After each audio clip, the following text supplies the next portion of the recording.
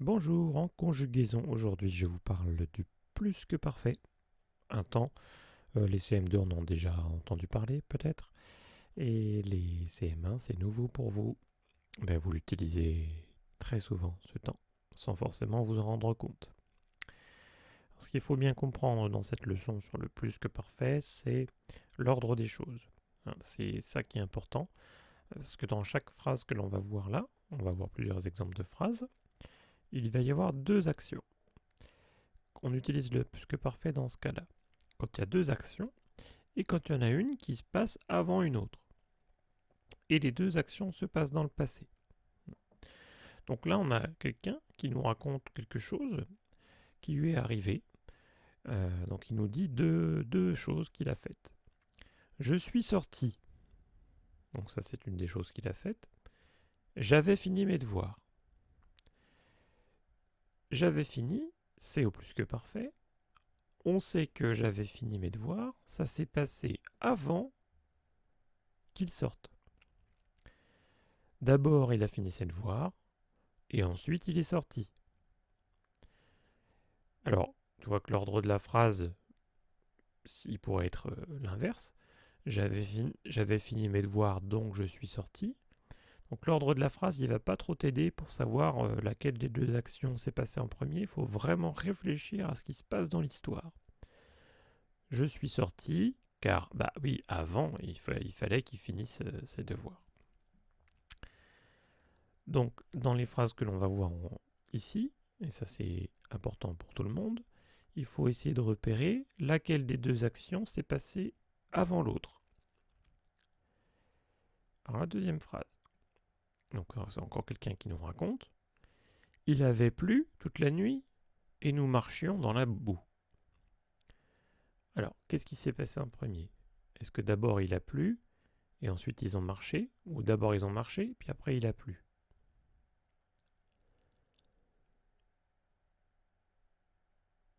Eh bien, en premier, il a plu. On le sait puisque après il marche dans la boue, donc parce qu'il avait plu avant. Donc tout à l'heure avant il avait fini ses devoirs et après il est sorti. Et là d'abord il a plu et ensuite ils ont marché dans la boue. Alors il faut aussi commencer de parler un peu de conjugaison. On voit que ici, dans les deux que j'ai entourés, l'auxiliaire, tu vois qu'il est en deux mots déjà le verbe, et tu vois que l'auxiliaire c'est j'avais, il avait. Donc tu reconnais sans doute que l'auxiliaire il est écrit à l'imparfait. Et après l'auxiliaire, on a mis le participe passé. C'est une autre façon de repérer laquelle des deux actions se passe avant. Ça peut peut-être t'aider pour la phrase suivante.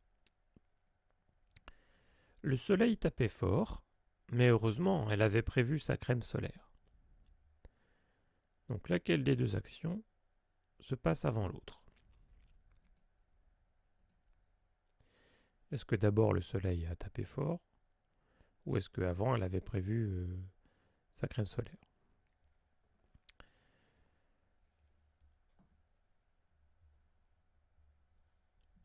Eh bien, ce qui se passe avant, c'est celle-là.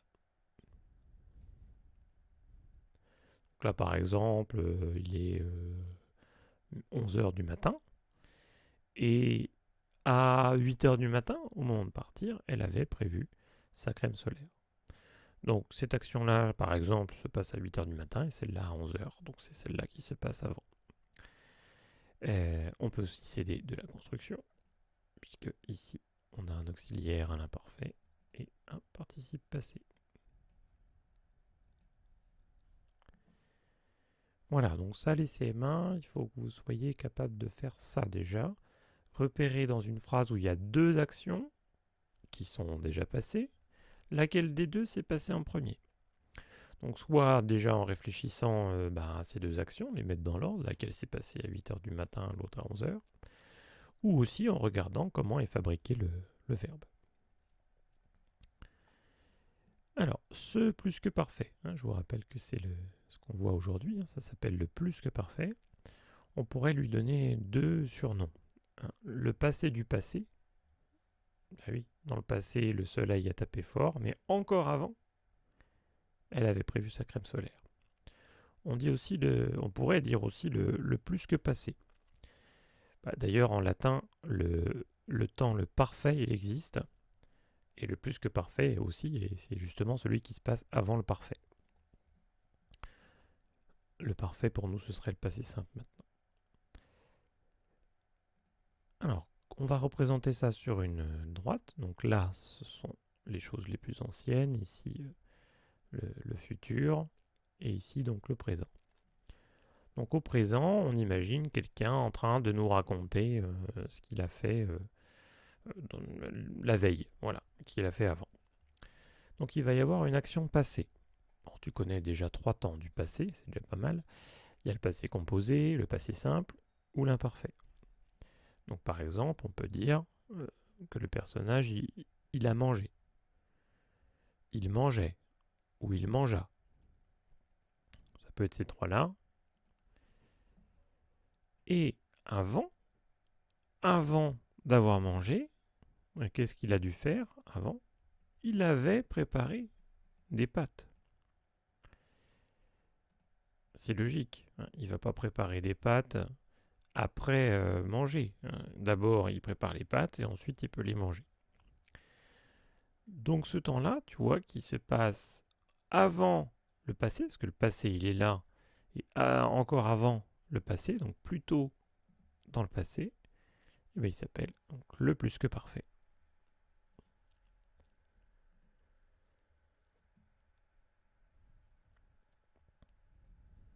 On peut remarquer donc la construction, c'est toujours la même depuis tout à l'heure. On a un auxiliaire qui est à l'imparfait et un participe passé.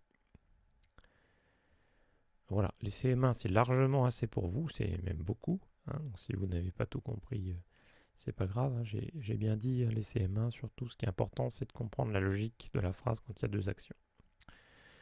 Je continue de vous montrer comment on conjugue le plus que parfait, parce que ça peut aussi vous aider. Le passé composé, on va dire j'ai fini. Et le plus que parfait, c'est aussi un temps composé, avec deux mots, auxiliaire plus participe passé. Sauf qu'au lieu de dire j'ai, on dit j'avais fini. Et ainsi de suite. Tout, à chaque fois, donc l'auxiliaire, c'est pas la bonne couleur. Tout à l'heure, j'ai pris du jaune. À chaque fois, donc l'auxiliaire, on le met sous sa forme que vous connaissez bien. AIS, AIS, AIT, IONS, IEZ, AIENT. J'avais fini, tu avais fini, il avait fini. Toujours avec le participe passé. Nous avions fini, vous aviez fini, ils avaient fini. Et comme pour les autres temps composés, on peut de temps en temps avoir l'auxiliaire, on peut utiliser l'auxiliaire être. Avec le verbe aller, par exemple, on dit j'étais allé, avec donc le participe passé qui peut être au masculin ou au féminin.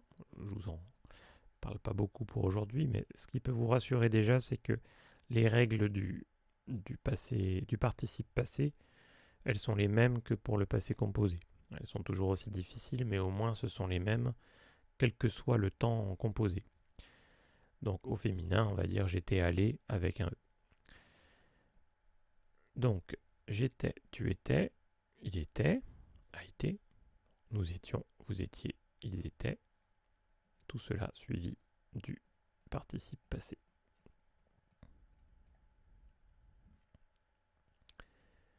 Voilà, bon courage.